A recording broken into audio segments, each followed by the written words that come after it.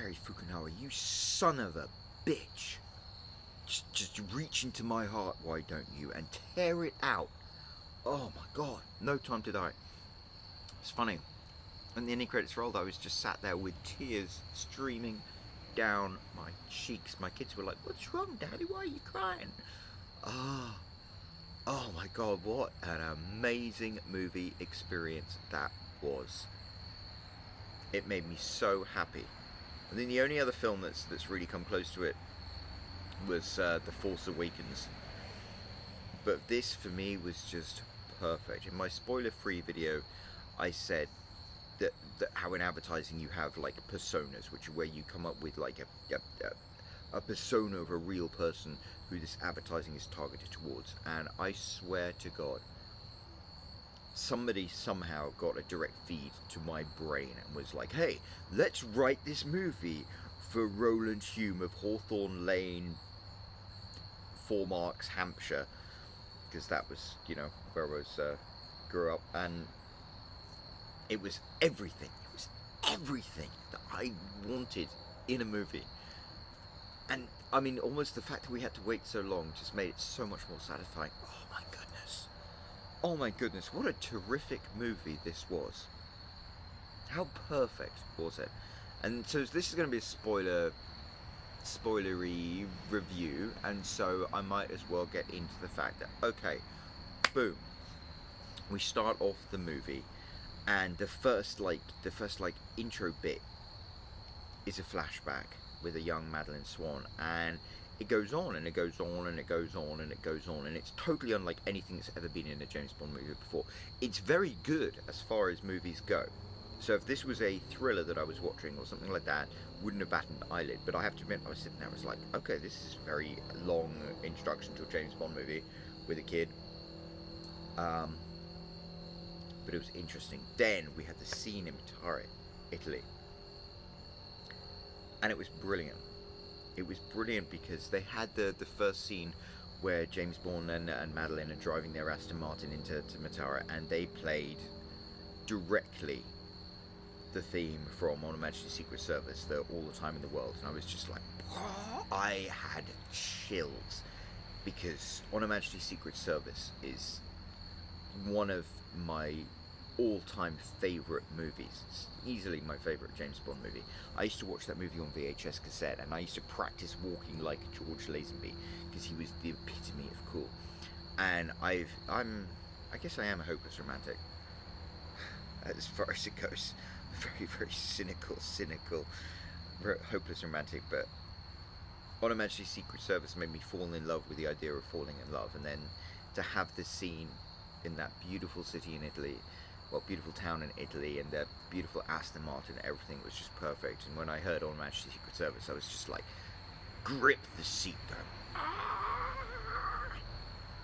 And then, yeah, action scenes, wild adventures, that bit where he leaves her on the train and goes off. I mean, God, it's like Casablanca, that is. Perfect. It was amazing. And then you had James Bond retired, and it was like, I loved all of that. I loved his house. It was beautiful. I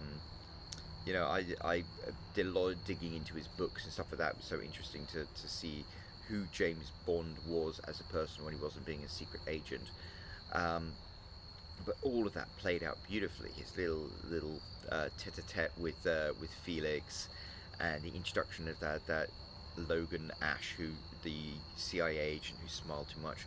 Nomi being introduced, and the way Nomi started off like pretending to be a Jamaican, and drives James Bond off on her little scooter, and then it turns out she's a secret agent. As soon as I saw Nomi as a character, I was just like, oh, she's beautiful. And then you saw her in the trailer, and then she lives up to everything in that. But the thing that I really, really loved about all of the second act of this movie was that it was fun. James Bond gives a middle finger to MI6. He goes to Cuba on a lark. He meets Ana de Armas, who's just in it for that Cuba scene, but she's amazing. I mean, yes, she's very beautiful and stuff like that. I'm too old to. It really resonated with me Daniel Craig being there, and there's this beautiful girl, and it's just, you could see he's just like, I'm too old for this shit. Like, you're gorgeous, I know, but I'm just too old for this shit. And then they have that amazing fight scene and their shootout, and he's drinking. It was an amazing action sequence. It was brilliant, and we never see Anna de Armas' character again, but she was perfect.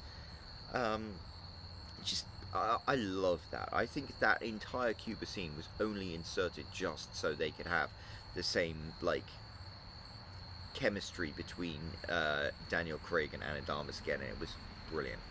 Then, of course, you had the scene in the boat where Logan Ash is revealed as a traitor and Felix Leiter dies. And it was a moving death. And it's funny because Jeffrey Wright is one of the few actors who's, well, one of two actors who's ever played Felix Leiter more than once. And you genuinely felt gutted when he died. I felt a genuine, like, punch in the heart. But also, like, that happens in the very beginning of the second act of the movie, so you're like, all bets are off. They just killed Felix Leiter. You could kill anybody. James Bond could die. Nomi could die. Madeleine could die. Anybody could die. And that introduced what made No Time to Die so special, which was, it's the only Bond film ever to give you a genuine sense of suspense, a genuine sense of, oh my god, James Bond could fail, James Bond could die, James Bond's friends and associates could die. Everything is legitimately on the table, all bets are off. It's like, what is going to happen? And it was a thrill ride. It was a thrill ride all the way through the movie. I loved the way they had that scene with Blofeld, where Blofeld, reveals that everything to do with Madeleine was just an act to make James Bond feel betrayed. It was great. That was like a twist in the guts. But then the scene where Madeleine sprays perfume on her wrist that has the nano things in, and then James Bond grabs her wrist, and you see his hand. It's just such beautiful direction of the movie, where you focus on his hand all the way through, and you're like, what's he going to touch? And especially since we've just gone through this whole pandemic, the obsessive, like, washing of hands and things like that, it's like, it was a cat and mouse game of what was going to happen to Blofeld, and then James Bond being the instrument of death in it so inadvertently. It was great. Oh, the scene with Q, where you went to Q's house and he was preparing for a date, and I think, maybe it was a blink and you miss it, he said he's going to be here in 20 minutes, so I guess it was implied that Q is gay, which is great. It's like Nomi, it's like, there are these things that certain people have been complaining are like woke or whatever, but to me it felt completely natural. To me, Nomi as a character who happens to be black, but she is British and a secret agent, she is 007, she to me represents everything that is great about contemporary Britain. And then Q, going on a date with another guy, explains why he lives on his own, has 2 cats. It's beautiful, perfect. Everything about it was perfect, and I loved the way that Q and Tanner and Moneypenny and M all had roles in the movie that was so much more thought out. The whole concept of, like, this bespoke virus thing, and the twist, and how M, had made a deal with the devil for it to be created in the first place. That was brilliant. It was brilliant. All of it was great. All of it was great. And the only thing that really got it for me, that I would have changed if I had been in charge of it, the only thing is that I would have found some way for Bond to survive and be with Madeleine and raise their daughter together. And I can understand why they went the route they did, but I'm a romance writer. I always want to root for the happily ever after. And I remember when that happened, and when you saw James Bond get blown to smithereens, I was, for a few seconds, I was like, oh, I don't know, that kind of ruined the whole movie for me. And then you had the scene where Madeleine was powering that Aston Martin V8 down that road in Italy with Matilda in the passenger seat, and they played We Have All the Time in the World, and I was just like, no, Okay, I get it.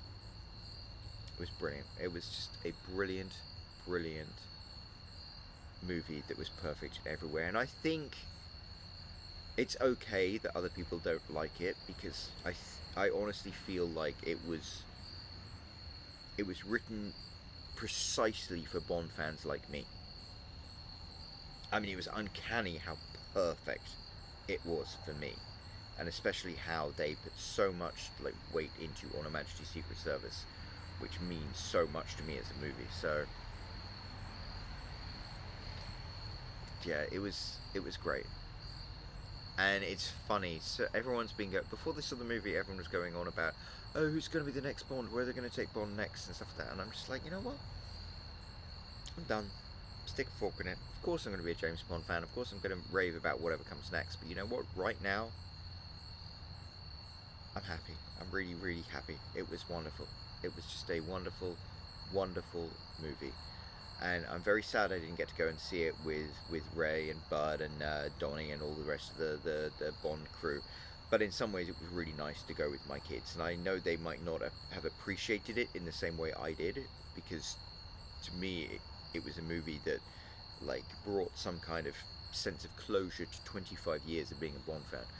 But it was still, if there was a Bond film for my kids to have as their first Bond film, this was definitely a good one to go with. And I know that both my kids enjoyed it for different reasons I did, but they enjoyed it and it resonated with them. Just, yeah, the humanity of it. The scene where Bond makes the little girl breakfast, I just loved it.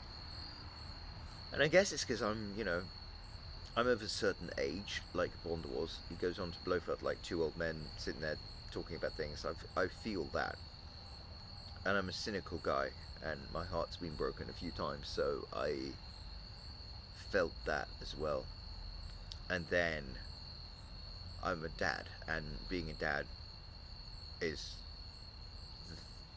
the thing that gives me the greatest pleasure in the world. And to see Bond in that situation, and Bond be a dad, and you can see he's a dad in the same way that I'm a dad. It's like you're like, I don't really know what to do with these other human beings because I'm not very good at interacting with human beings, but I love these human beings and I like to do things for them and make waffles for them and stuff. So to see James Bond have that that awkward interaction with that little girl that he clearly instantly falls in love with because she's his daughter. I don't know. It touched me. Everything about this movie just touched me because it was so relevant and resonant for who I am and my experience of being a Bond fan and my experience of being a human being, I guess. So I really can't rave about this movie enough. It was absolutely amazing. And I think I said in my other video, it was made even more amazing the fact that in my small, tiny, peripheral way, I was closer to it than I've been to any other James Bond movie, because I had all my friends in the Bond community making videos about it, making stuff like that. Then you had David from the Bond Experience actually like interviewing Daniel Craig, interviewing Cary Fukunaga. It's like amazing. Just to be part of it. That's it. So this was a once in a lifetime cultural experience for me. This was probably the movie experience that has meant the most to me, that I've enjoyed the most. And yeah, I'm sitting here drinking champagne and making this stupid video and just delighting in the fact that I got to see it and I got to be a part of it. And yeah, it makes me feel very warm inside. So here's to Daniel Craig and Cary Fukunaga and everyone who was involved in No Time to Die. You did a wonderful, wonderful job. It was a fantastic movie. I loved it, and I'm probably going to watch it countless times. I've already been playing the soundtrack obsessively. It's right there. It's right there with my favourite films of all time. Cheers.